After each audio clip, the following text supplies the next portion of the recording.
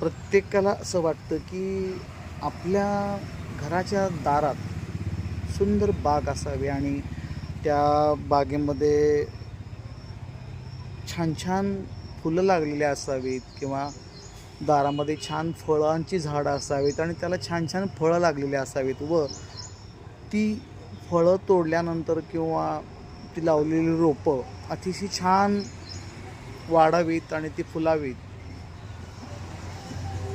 परंतु त्यासाठी जी लागणारी माती असते ना, ती माती जर चांगली असेल तर रोपं किंवा झाडं छान उगवतात, ती फळं छान फुलं छान देतात.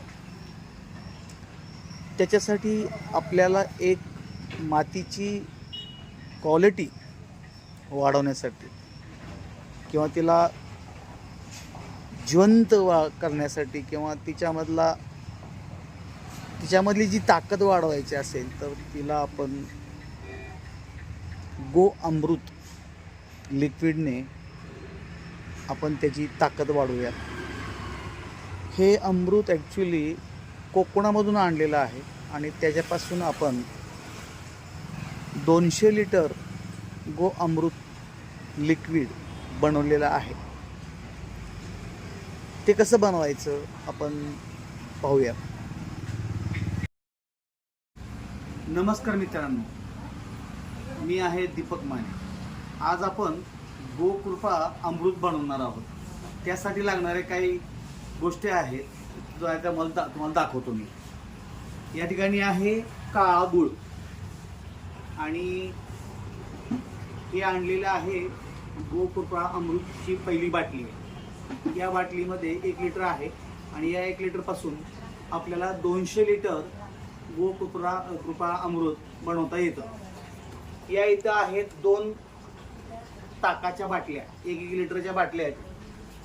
ही एक बाटली आहे, त्यामध्ये 1 लिटर ताक आहे बनवलंय आणि या ताकापासून आता आपण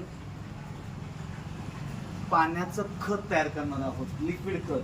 इकडे या इथे 2 ड्रम भरून ठेवलेले आहेत.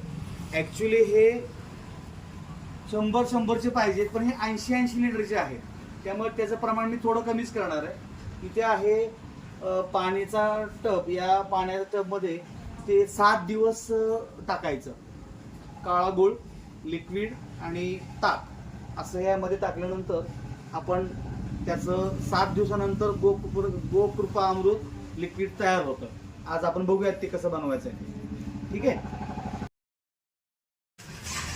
हा आहे काळा गूळ आणि ही आहे गोकृपा अमृत याची बाटली.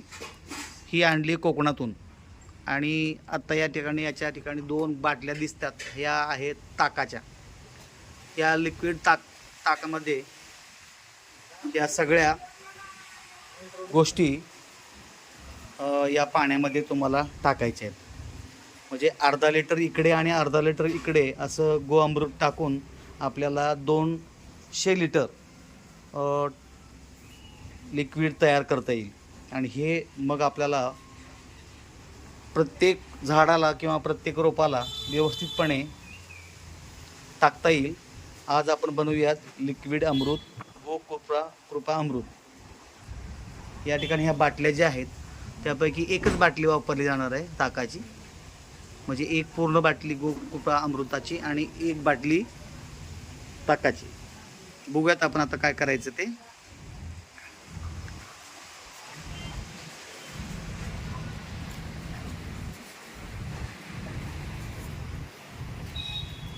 हा जो गूळ आहे याच्यामध्ये मी टाकत आहे.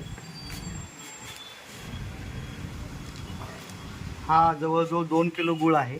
एवढा लागणार नाही आपल्याला. 1 किलो गूळ लागेल.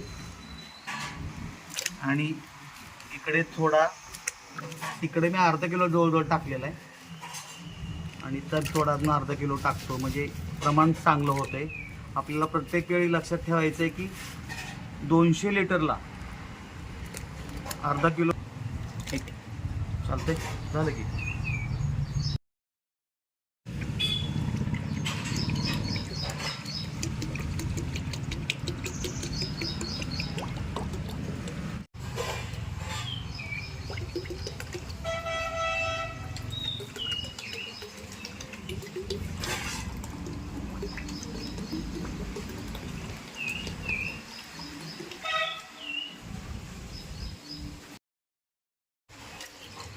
अर्धच टाका.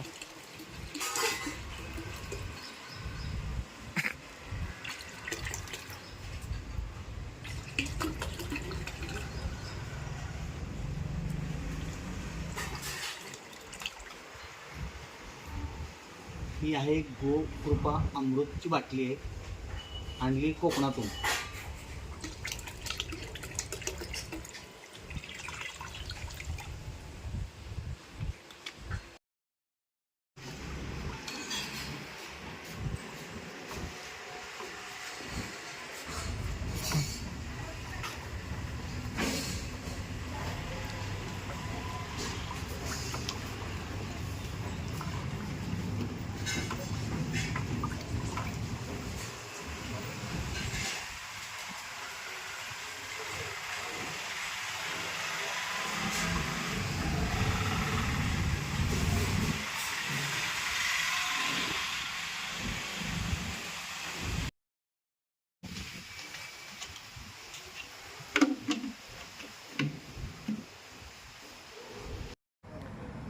या